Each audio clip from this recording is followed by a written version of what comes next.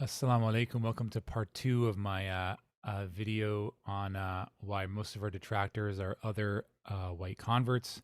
Um, so, yeah, I mean, just the matter of fact is that most Westerners, I mean, even if they are interested in Islam, they're going to face an enormous challenge just converting, right? So, think about it. You have to learn how to pray, you have to learn how to speak Arabic, you have to fast during Ramadan, you have to face estrangement from your friends and family, work problems, quitting alcohol, drugs, smoking, staying away from fornication.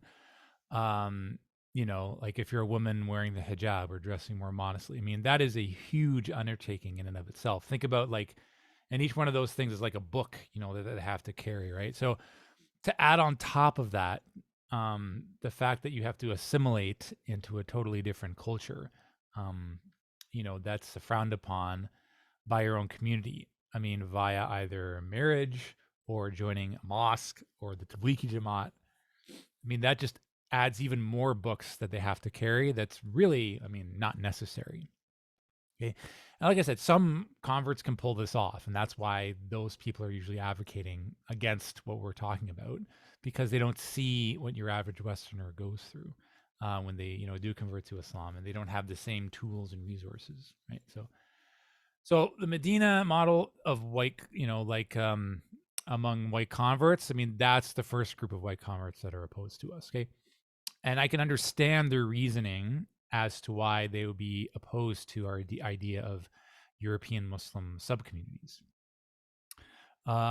Because I myself used to think that the same way, right? So the second group of white converts, and they've come into prominence more recently, is the left wing progressive social justice warrior white convert, right? So since the election of Donald Trump, as you know, Muslims have been uniting with various left wing minoritarian BIPOC groups, I guess, to defend themselves, against, who they see as, the enemy, which is, white conservatives, right? So you have some left wing whites who convert to Islam while, being heavy advocates of critical race theory, which teaches that, white supremacy permeates basically every institution, and that has to be dismantled at its very core. Um, and along with that is how Islamophobia is just one of many different phobias like transphobia and racism against Black people, and how that is basically rampant, in Western white society, right? So when these white people convert to Islam, usually it's at a university, at their local MSA, or another, BIPOC space, for example, like maybe they're in social work, right? So in order to try to fit in, with this kind of new Muslim community that's made up of, I guess more either progressive or Palestinian nationalist types, they're going to be acting, even more extreme to try to fit in by parroting, the usual talking points, and these are all white people are racist. It's impossible to be racist to white people. White people are irredeemably evil, and they have to pay for what their ancestors did, to non-whites. They're largely incapable of reform, even if they convert to Islam. Okay, so and the main way they try to, quote unquote, stop Islamophobia is by crushing people who say comments against Islam, okay, or anything tangentially related to Islam, immigration. Okay, and then the only way that you can do that is not by reasoning with them. That has to be done via political power. So allying with, political parties or lobbying the government, um, or university systems, and whether that's through doxing people or getting them fired from their jobs or ruining their lives. This is the kind of method that they take, to quote unquote stop Islamophobia, which we know is it's just going to exponentially increase Islamophobia, because the people who may have negative attitudes towards Muslims and Islam, they're going to take these one example. Let's say, for example, Fred, says something disparaging about Muslims, or even something that Muslims themselves reject, like for example, like FGM or something, or, forced marriages. Um, like he says that at work, some left-wing Muslim, calls the boss in and gets Fred fired. And then all of Fred's friends and relatives, Fred tells his story to all his friends and relatives, and they now hate Muslims. And then Rebel Media gets involved, and they create a couple new videos. And then the next thing you know, you have 1,000 more people who hate Islam and Muslims. And it's basically like a recruiting poster. And the progressive left does this. The right also does this, in a different way. They'll kind of take the whole kind of triggering Islamophobes method. Like for example, taking the Eiffel Tower and putting all these Arab minarets around it, and saying that by 2030, you're going to see the Eiffel Mosque, and then women will be forced to wear hijab there, even if they're not Muslim. Which is just basically, Generation Identitaire can basically take that and get hundreds and thousands of people following them now, which is what they want. I mean, that's what these left wing progressives want. They need Islamophobia to be like very large and in your and people to think that it's all around us and that it's permeating the Anglosphere, and every white person hates Muslims. Because if people think otherwise, that it's not so black and white, then they lose their funding. Right. So a lot of these white converts who join these organizations, they end up becoming like the spokesperson or the influencers of these groups. And you can understand to a large extent, why these white converts, try to, will be completely opposed to what we're trying to do, because, they say, don't try to reach out to these people, don't give dawah to them, i.e. your friends and family, or the people who don't like Muslims. If they want to learn about Islam, they can come to our open houses, which is completely against the prophetic sunnah. But, this is basically the new narrative at the university level. And even though, even a majority of Muslims don't believe in this kind of Marxist, mentality, and I call this the Marxist model, it still has a huge influence in government and media and things like that. So, white converts in these circles are going to be opposed to us because they think, white people are just irredeemable to begin with. And, they think that, first of all, we don't give dawah directly to Islamophobes or, the alt-right as our main platform. We don't even do that. And I think, and that's basically what, like a lot of Muslim dais have done recently, is tried to reach out to these extremes in hopes that they'll convert to Islam. And I don't even think that's the right way forward, but that's the straw man argument that they make, that, we're giving dawah to the alt-right, and if they just convert to Islam, everything will be hunky-dory. And then, these disparities, won't exist anymore. When in actuality, a lot of these people in these left-wing progressive circles think that even if white conservatives convert to Islam, from the alt-right, they're just going to use it against us, and they're going to use it to oppress, Muslim minorities, and they'll have some ulterior motive to try to gain more white supremacy over people, which is completely ridiculous. I mean, like any white person in these circles who is interested in Islam faces an incredible amount of flack from the community. They basically get rejected from their community. I mean, whenever anyone in the dissident right has even made a video where they had a Muslim on, or, talk about the positive things in Islam, they get blasted by a lot of these people on the right anyway. So I don't see how that's going to happen. But still, that's like the narrative that they have. So yeah, I guess a lot of these white converts, they end up, acting really extreme to fit in with these marginalized Muslim youth in order to appeal to other Muslims as an anti-racist. I've even heard white converts say all white converts are racist, except me. I've unpacked my knapsack. But when you talk to a lot of born Muslims, especially African-American Muslims, they want us to work on our own people. They want us to give dawah to the Anglosphere. They don't want us to, just keep saying, I'm an anti-racist. I'm an anti-racist. All white people are racist. All white people are racist.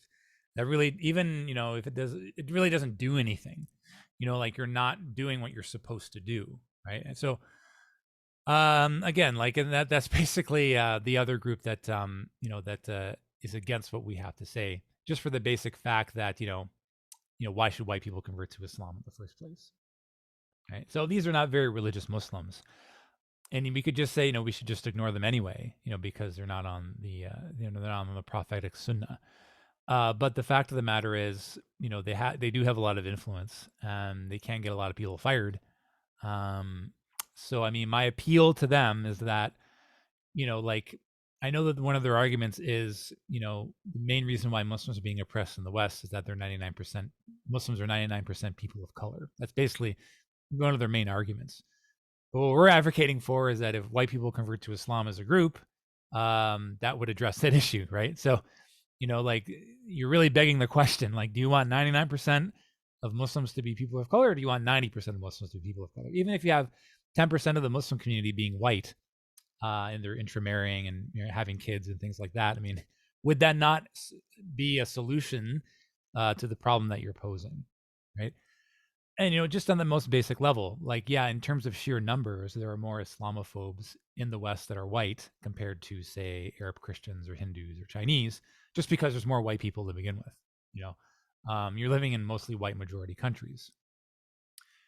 So the people who are throwing pigs' heads at mosques and ripping hijabs off our sisters, these are our aunts, these are our uncles, these are our fathers, these are our mothers. By not giving dawah to them, because at the end of the day, when you convert to Islam, you as a white person know hundreds or 1,000 other white people among your friends and family.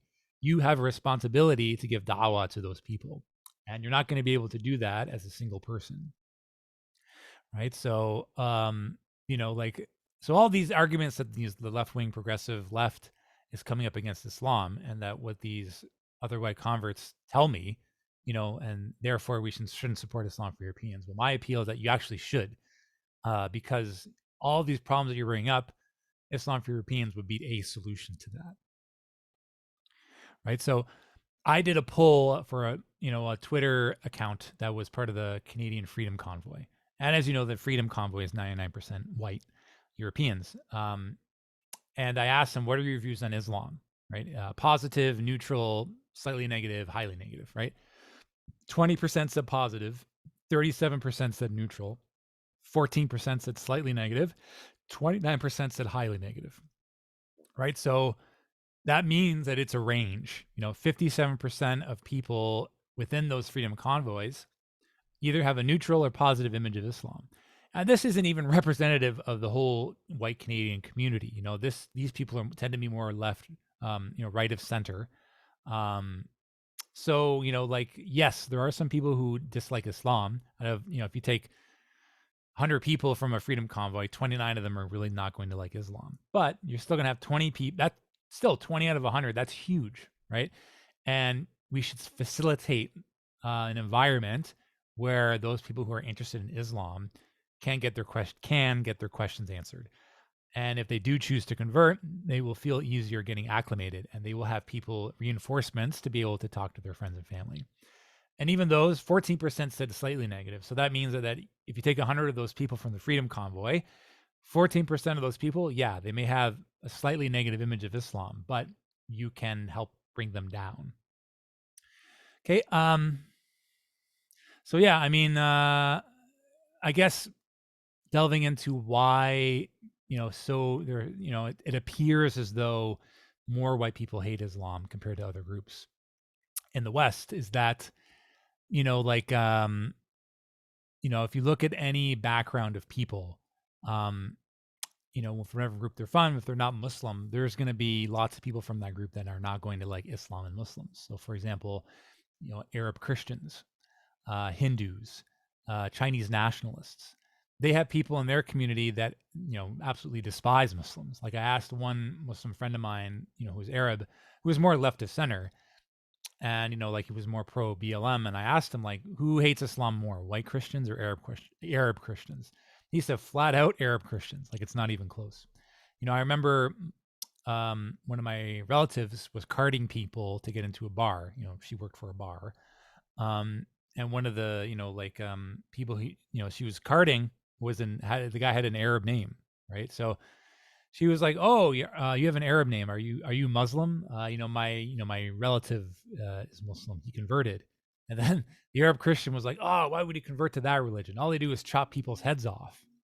Right? So, of course, it's going to appear as though by sheer numbers that there's going to be more white Islamophobes, just because a lot of the countries you're living in are majority white, right? Yeah, percentage wise, Arab Christians, Hindus, Chinese, they might have the same percentage of people that don't like Muslims. They're just not going to express it publicly because they're not the majority. Also, I mean, white converts to Islam, let's be honest, they don't collectivize into a visible subcommunity like African Americans and Latino converts do. I mean, almost, if not all, white converts, basically join existent Muslim communities. So a lot of the times when they convert, they're just not considered white anymore. And 3 is that a lot of Muslims simply don't interact with the Anglosphere all that much beyond a superficial level. I remember talking to an imam once, and he just said flat out, people don't like us here. And, I tried to convince him, like, look, some people don't like us. Some people don't have a problem with Muslims. And some people actually respect Muslims. And I just couldn't convince him. Right. And it's just kind of futile to try to convince him of that, And then when there is an Islamophobic event or incident that does take place, and it is by a white person, it's more likely for them to have a negative reaction. I'm talking about Muslims. It's more likely for Muslims to have a negative reaction just being around white people because they don't interact with them that much, right? Like when Islamophobic incidents happen, from Arab Christians, even though, yeah, it sucks, but at the same time, they still know those people, right? So, I mean, even still, they're just, when it comes to non-white, non-Muslim groups who have a lot of anger towards Islam, they're just less, at the end of the day, they're less likely going to be seen as a threat on the street because they also have visible minorities, especially in large cities like Toronto.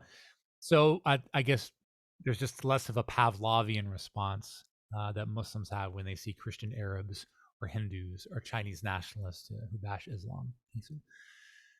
So finally, I mean, our concept, though it's a simple and feasible way to basically reduce Islamophobia overnight, because if you're recommending that European descendant converts to Islam collectivize, naturally, it'll be a lot easy. It will be a lot easier for them to marry each other and form sub communities, and then like they'll have reinforcements in the Anglosphere, the sphere where they need the most help. It's not at the mosque; it's within their friends and family, and having a husband and wife team that's both Muslim and European, where their families can see them not only the beauty of Islamic marriage, but them having kids and carrying on their lineage. I mean, I can't think of a better solution to Islamophobia, especially in Europe, than that. But this topic is seen as very controversial in the current zeitgeist, and I can see why non-white Muslims really support our idea, because the left are far less likely to criticize non-white Muslims, right? Because they're minorities themselves, so they almost have this kind of protected status, right? So within left-wing progressive circles. But I guess white Muslim influencers will get in really hot water for publicly supporting something like Islam for Europeans, right? I mean, even if Abdul Hakim Murat, for example, even if he supported us, I mean, he got in hot water in his book Traveling Home. He got blasted by many Muslims just for suggesting that Muslims try to feel sympathy for Europeans. I mean, just a mild statement like that, you just got completely blasted. So, I mean, when you have an atmosphere where it's just so much mutual animosity between our fellow Europeans and our co-religionists, I can't see how European Muslims are going to last in this environment until we form a wolf pack.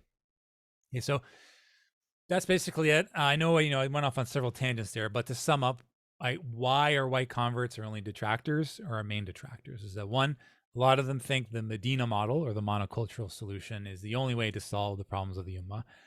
Since they're not from a Muslim background, they don't realize the divisions and cultural differences within the Muslim community, the myriad different cultures, and that the Madinah model is really a pipe dream. Number two, many of them are already in intercultural marriages. So, when they see that as a catch-all solution to racism in the Muslim community. And when you challenge that assumption, even at the most mildest level, by suggesting that, European descendant converts should marry each other at a 75, 80% clip, um, and most Westerners aren't willing to marry into another culture, and that it's actually Islamically preferable to marry your cultural match, that will be seen as very insensitive to them and will actually be seen as an affront, this life decision they've made of marrying into a different Muslim culture. Number three is that many white converts are already in these progressive leftist circles, and they basically see the white man as the main antagonist to Islam. And to even think about giving dawah to their own people at the group level or even at an individual level is seen as inherently racist, harmful to non-white Muslims, because they are inherently going to use Islam for ulterior motives to oppress non-whites. And simply by talking to them, that's seen as a form of dog whistling to white supremacy. Okay, that's number three. Number four, regular Westerners who aren't willing to assimilate into a new culture, who aren't willing to take the risks, who aren't willing to get acceptance who aren't going to get acceptance from their families, they're just not going to convert to Islam in the first place, right? And even if they do, they're not going to express it publicly, and you're just going to see these people. You're just not going to see these people take on like an influencer role, or a white savior role, or a leadership role in existent Muslim communities. Because sometimes because they don't want to be seen in the spotlight, right? So, and those, that siphons off most Westerners interested in Islam and only leaves the very strongest people who actually convert to Islam. Okay? And even among Westerners who don't fit this mold, who don't want to take on, like assimilation into a cultural community, they may convert and they may join a Muslim community to begin with. But after they see that it's just not going to solve their problems, a lot of them end up leaving the Muslim community altogether. Okay. Yeah. So again, only converts who have all the right ingredients are going to become these visible white convert influencers in the Muslim community. And number five, even if European descendant converts were to support Islam for Europeans, anyone at any type of celebrity level would get into a lot of hot water for publicly supporting us, because it will be seen as a very simple remedy, yet controversial one, to the main reason why Europeans have this anger and resentment towards Islam and Muslims. And that is, something, if I said the actual two words, would get me banned, but it's termed in alt-right circles as the GR. You can read into that what you will. But the ironic thing is, if Muslims were to implement this very simple approach to the West, having Islam for Europeans chapters all throughout the West, it would completely deflate the argument that Islam is coming, to replace anybody, and Islamophobia would literally go down overnight. And while I can see non-white Muslims supporting this idea, because the left can't touch them because they're more visible minorities. I guess they can't dox them as much as they can a white convert. Yeah, so I'm making this appeal to my fellow Muslims of European descent to support our idea to join Islam for Europeans, because we need to stick together to give dawah to our people, our mothers, our fathers, our aunts, our uncles, our nephews, our nieces, our cousins, as a group, right? That doesn't mean we cannot interact with the greater Muslim community. We will still be a part of the greater Ummah. We will still give salams to all Muslims on the street. They will still be allowed to pray in our masjids, and we will give them our full Islamic rights. But we need to realize that, as much as we hate to admit it, our origins are European, and our people did a lot of evil and a lot of good. Like, think of all the medicinal advancements, the railroads, banking system, well, not banking system, the Bessemer steel process, all this technology that our people developed. It did a lot of good for the world, but we also have to admit that it did a lot of evil for the world too. Just like any community that's now Muslim. The Qurayshi Arabs, they used to be the biggest enemies of the Muslims. They wanted to completely wipe the Muslims off the map. The Persians used to be they used to hate them. They used to be the enemies of the Muslims too. They were the first, Muslim army that went up against the Muslims as a nation. Even if you read The Spread of Islam in the World by Thomas Walker Arnold, even the Afghans, fought against the Muslims, right? So, we're not an anomaly. We belong to a shab. We belong to a nation. Our nations are the Europeans. And there's probably a lot of people who would convert to Islam amongst their people, but we need to foster an environment where, we facilitate that. It's our responsibility to clear up misconceptions about Islam to our people. And you have to realize that most of our non-white brothers and sisters want us to do this, that these specialized tasks that we're advocating for, it's too much to put on the plate of these first generation masjids, and it's only going to inevitably lead to white supremacy within those spaces. I mean, they have enough to worry about with their own people, and they don't have time to babysit us. Okay, and if we do this, finally, it will remove from us the white savior status that has been foisted upon us by mosques in the West. You know, if we join together as a group, we don't want to be inferior. We don't want to be superior. We want to be part of the greater Muslim Ummah. Okay, so that's my time for the day. I'm Robert from Islam for Europeans. Please subscribe to our channel and have yourself a wonderful day. Assalamu alaikum wa rahmatullahi wa barakatuhu.